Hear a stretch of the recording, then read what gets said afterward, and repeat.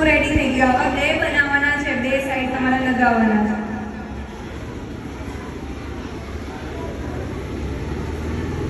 Like this થયું. હવે આ સાઈડની સેમ એક પ્રોસેસ કરવાની છે, તમારે એવી રીતે જ બનાવવાનું.